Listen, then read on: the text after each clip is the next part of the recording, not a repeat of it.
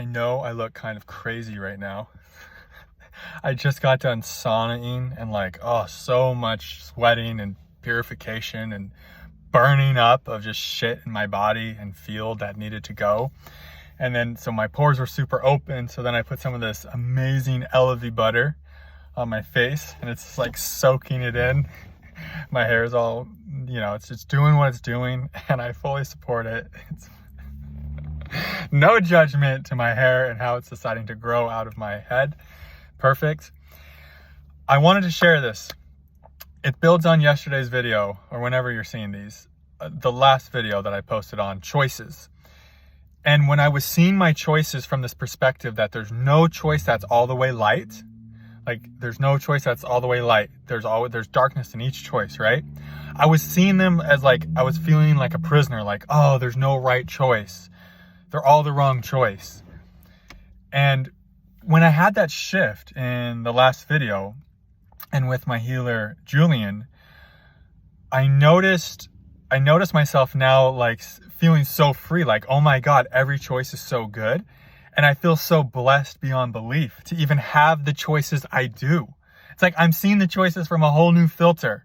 I was seeing the choices from a filter of lack and scarcity and they're none of them are good. And now I'm seeing them from this place of abundance and gratitude and appreciation. Holy fuck, they're all amazing. And I just had that shift I wanted to share.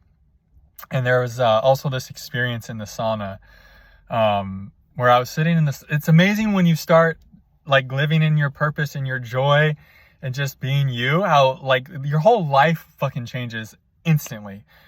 I swear, I haven't been getting approached that much when I'm out and about. I've been kind of honestly under this heavy cloud lately. I've just been deep in shadow. And that happens sometimes. We get kind of stuck in shadow. And being stuck in shadow is another portal to you're just transmuting a lot of darkness. And you're going to be more free than you've ever been, when it clears, when it does alchemize. And that's what I'm experiencing. I've never felt this free. Really, as I am right now. And so that's the thing, when you are feeling stuck in shadow, when you're feeling just you're buried in it and it's just weighing on you, know that you're in the middle of a portal to more reclamation of your true self than ever, which just means more liberation than ever. So anyways, I've been really in shadow work and really just kind of in that for a while. And then today, just breaking through it and kind of really coming back into the light, into this true feeling of who I am, instantaneously, people are just very responsive to me. It's I'm also wanting to engage with people too. We were in the sauna and these guys were talking about things I don't relate to at all, but I was just chiming in, kind of being silly and fun. And these guys are not who but they're, I just seeing their divinity and just wanting to connect. And I was willing, I was just willing to connect about what they were talking about pre-workout pump and working at a prison and whatever else they were talking about. It was just fun. And then this old guy came in and it was just him and I in the sauna for a while. And he just started talking to me and it ended up asking me what I did for a living. And I couldn't think of anything. I tried to just say I'm a counselor. And he's like, oh, what kind? And I was like, I just said, fuck it. And I said spiritual counselor. And then he was just, he's asking what? And he was nowhere in the realm of knowing anything about that. So then I just kind of bailed us both out by saying, oh, it just deals with a lot of psychological and emotional trauma healing, which is very, very, very true.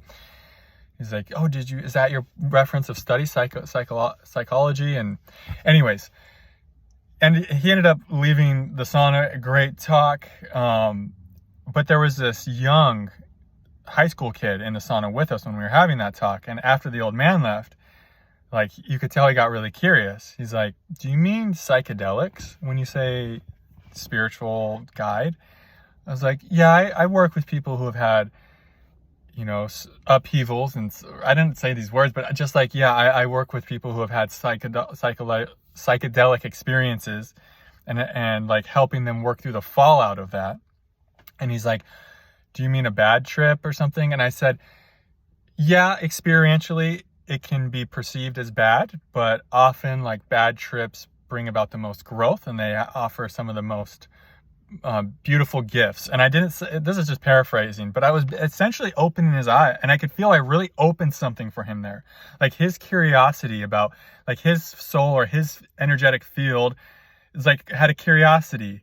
And then the gift that my field was able to give back, you know, through him, like, it's just like this beautiful, I haven't really had an experience like this out in the real world too much.